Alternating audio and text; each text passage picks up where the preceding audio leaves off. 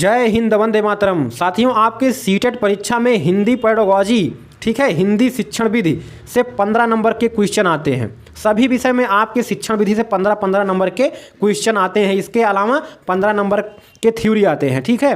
तो हिंदी में जो 15 नंबर के क्वेश्चन आते हैं उसका प्रैक्टिस सेट साथियों, ये प्रैक्टिस सेट 1 मैं लेकर आया हूँ। इसके बाद आगे भी आपको लगातार मिलता रहेगा और इसी में से साथियों आपके 15 नंबर पक्के होने वाले हैं, ठीक है, 100%। तो एक भी क्वेश्चन मिस मत करिएगा। इस प्रैक्टिस सेट 1 में आपके 10 क्वेश्चन हैं, तो आप अंदाज़ा लगाइए कि आप कितने सही उत्तर कल ले जा रहे थे। तो चलिए देखते हैं। पहला जो प्रश्न है आपका स्क्रीन पर, भाषा शिक्षण की पद्धति नहीं है। तो भाषा शिक्षण की पद्धति नहीं है पूछा है, तो इसको विशेष ध्यान दीजिएगा। देखिए, जो मॉन्टेसरी है, मॉन्टेसरी शिक्षण पद्धति है, ये भी आपकी भाषा शिक्षण है, पद्धति है। इसके अलावा किंडरगार्टन, ये भी शिक्षण पद्धति है, ठीक है। डयवराली, ठीक है, डयवराली, ये भी आपकी शिक्षण पद्धति है। और चौथा जो है आपका अभिक्रमित अनुदेशन, ये आपकी शिक्षण प्रणाली नहीं है, शिक्षण पद्धति नहीं है। तो इसलिए आपका ऑप्शन सही होगा चौथा, क्योंकि यहाँ पर पूछा है नहीं है, ठीक है। चलिए अगला प्रश्न देखते हैं। अगला हमारा प्रश्न है काफ़ी महत्वपूर्ण साथियों आपके सीटेट परीक्षा के लिए। हर बार ये किसी ना किसी शिफ्ट में जरूर पूछा जाता है। बालक की प्रारंभिक शिक्षा उसकी मातृभाषा में दी जाए। क्या? बालक की जो प्रारंभिक शिक्षा है, यानी कि कक्षा 1 से 5 तक, उसकी जो शिक्षा है वो मातृभाषा में दी जाए, ये एक कथन है या किसका मानना है? तो ये साथियों आपका महात्मा गांधी जी का मानना है, ठीक है। ये काफ़ी महत्वपूर्ण आपके परीक्षा के लिए है, तो इसको जरूर याद कर लीजिएगा। चलिए अगला प्रश्न देखते हैं। व्याकरण शिक्षण के लिए उपयुक्त नहीं है। तो व्याकरण शिक्षण की बात कर रहा है, व्याकरण, ठीक है, यानी कि नियम सीखने की बात कर रहा है।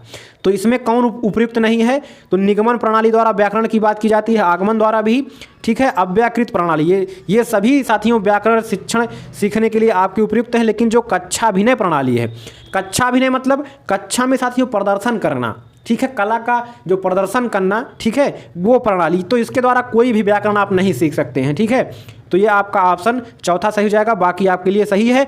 और निगमन आगमन ये सभी प्रणालियाँ होती क्या हैं, इसकी थ्योरी की क्लास साथियों आपको हमारे चैनल पर मिल जाएगी। इसके लिए आप चैनल को सब्सक्राइब कर लीजिए, ठीक है, बहुत ही बेहतरीन तरीके से आपको समझाऊंगा। चलिए अगला प्रश्न देखते हैं साथियों। हिंदी गद्य शिक्षण की पाठ योजना में, ठीक है, किसकी? हिंदी गद्य शिक्षण की पाठ योजना में जो उद्देश्य कथन है वह आता है, पूछ रहा है।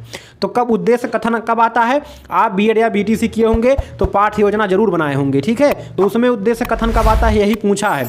तो ये साथियों हर बार परीक्षा में आता है, कोई ना कोई प्रश्न जो पाठ योजना से है जरूर पूछा जाता है।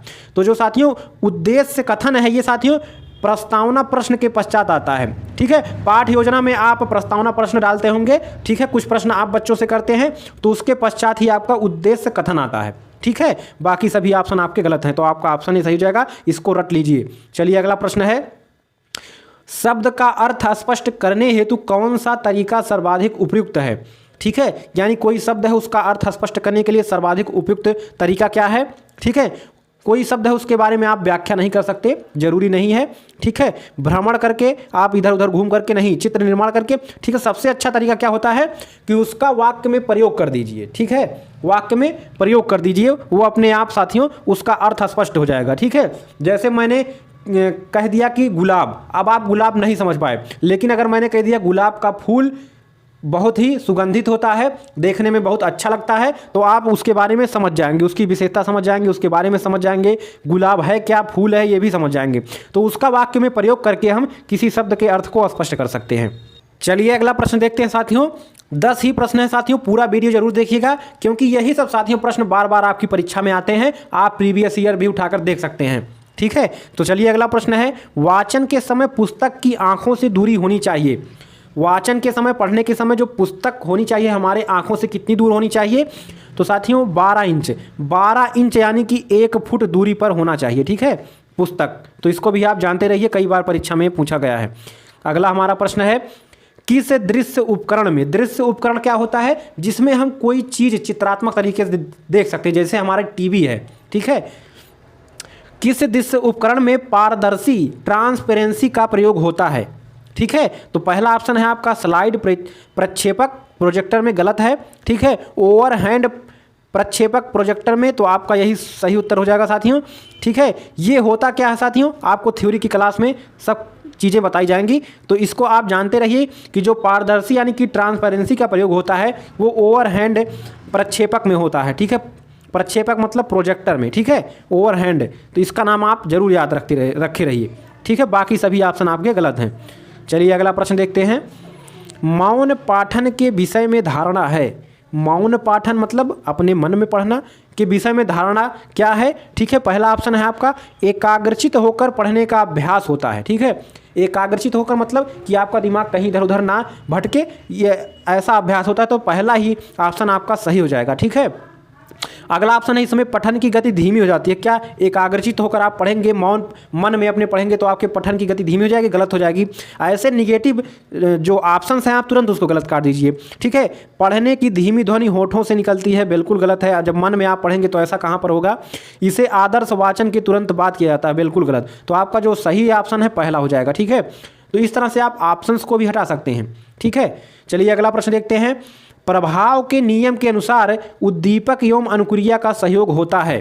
ठीक है, प्रभाव के नियम के अनुसार, ठीक है, जो उद्दीपक और अनुक्रिया का सहयोग होता है कैसा होता है, तो आपका हो जाता है साथियों सुखद एवं दुखद दोनों होता है। क्या, सुखद और दुखद दोनों होता है प्रभाव का नियम। ठीक है, आप नहीं पढ़े होंगे तो नीचे कमेंट करिएगा। ठीक है, प्रभाव के नियम के अनुसार उद्दीपक और जो अनुक्रिया होता है उनके बीच सुखद और दुखद दोनों का अनुभव होता है, तो इस हिसाब से आपका ऑप्शन तीसरा सही हो जाएगा। 1 और 2 दोनों सही हैं। चलिए अगला प्रश्न देखते हैं। भाषा शिक्षण के सिद्धांतों के प्रस्तुतिकरण का संबंध है प्रमुख रूप से होता है। ठीक है, तो भाषा शिक्षण के जो सिद्धांतों का प्रस्तुतिकरण का संबंध मुख्य रूप से होता है, किससे होता है साथियों, शिक्षक से। किससे, शिक्षक से होता है। तो आपका ऑप्शन सही हो जाएगा, ऑप्शन दूसरा। ठीक है, छात्र से नहीं होगा। ठीक है, कक्षा के पर्यावरण से और गतिविधियों से नहीं होगा, तो आपका ऑप्शन दूसरा सही हो जाएगा। तो उम्मीद है आपको साथियों वीडियो बहुत अच्छा लगा होगा। इसका पीडीएफ आपको साथियों नीचे टेलीग्राम चैनल का लिंक है वहाँ पर दे दिया जाएगा। तो अगली वीडियो में मुलाकात होगा, तब तक के लिए नमस्कार, जय हिंद, वंदे मातरम।